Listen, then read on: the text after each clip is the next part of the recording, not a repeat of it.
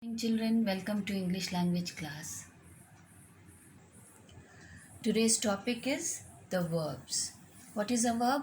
A verb is a part of speech. A verb in a sentence tells us what the subject performs. A verb is the heart of English sentence. In other words, a word or combination of words that indicates action or a state of being is called a verb.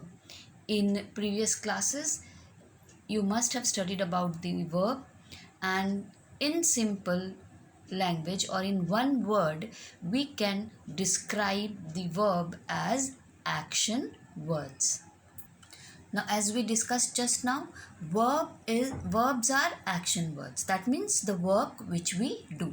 Let us take some examples. The first sentence, Joe walks in the morning.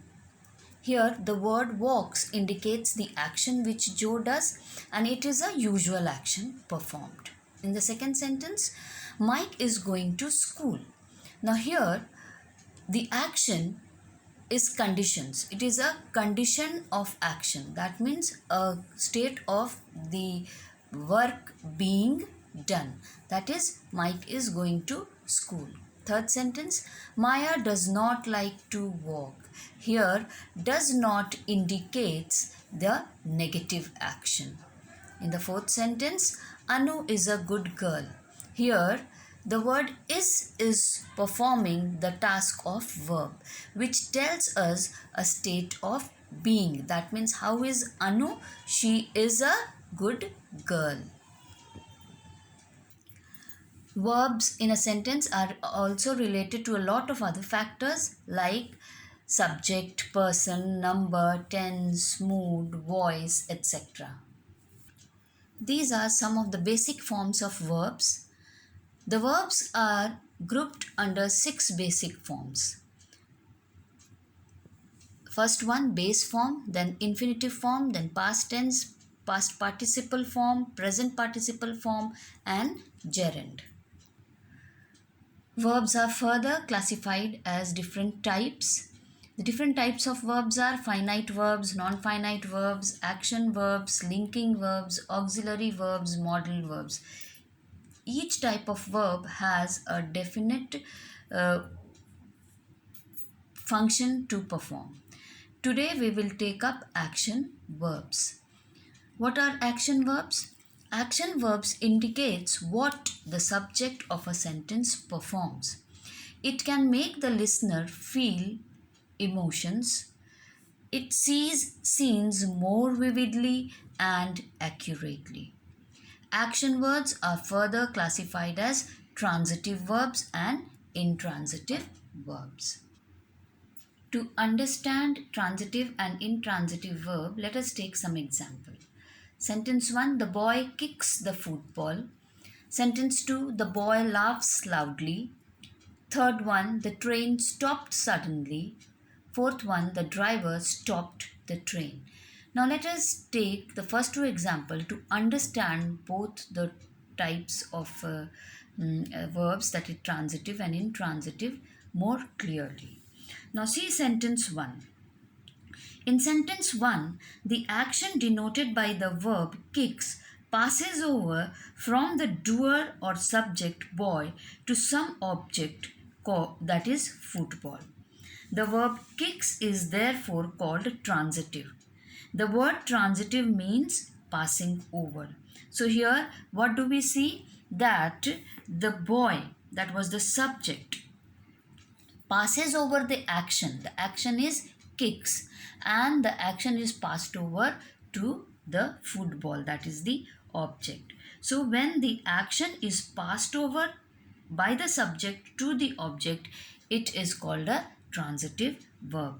In sentence 2, the action denoted by the verb laughs stops with the doer or subject boy and does not pass over to any object. The boy laughs loudly. It does not pass over to any object. It stops, the action stops with the subject boy. So such kind of a sentence is called intransitive verb. Similarly, The third sentence, the train stopped suddenly, is an intransitive, is this here, the verb is intransitive. Why? Because the action is not passed on to another object. The fourth sentence, the driver stopped the train. Here, the subject driver performs the task of stopping the train, and the action is passed over to the object, that is train.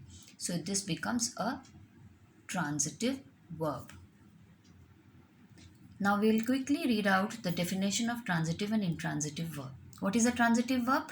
A transitive verb is a verb that denotes an action which passes over from the doer or subject to an object. Example, the boy kicks the football. So here the boy subject passes over the action to an object, football.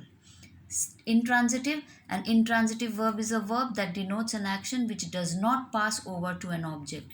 Example, the boy laughs. So the action, that is the subject boy, the action done by the boy remains with the subject and does not pass over to an object. So it is an intransitive verb. Now the assignment. In the following sentences, we need to find out whether the verb is in transitive or intransitive form. Sentence 1, the boy cut his hand with a knife. Now it is a transitive verb. Why? Because the action is passed on from the subject, the boy, to the object. The ship sank rapidly. This sentence is an intransitive verb. Why?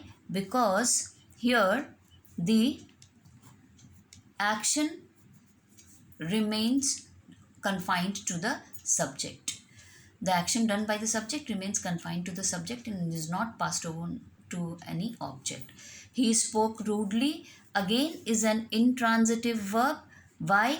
Because the same rule remains here also, that the action is remaining confined to the subject and is not being passed over to any object.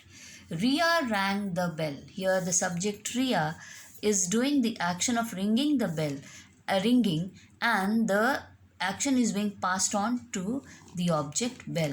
So this becomes a transitive verb. The ants fought with the wasps. So here again the ants are the subject, they perform the action of fighting, and the fighting is being passed on with whom? With the wasps. So this becomes a transitive sentence. Now I hope the topic transitive and intransitive verb is clear to you all. Go through your books and write, means do the exercises of grammar, transitive and intransitive verb in your book.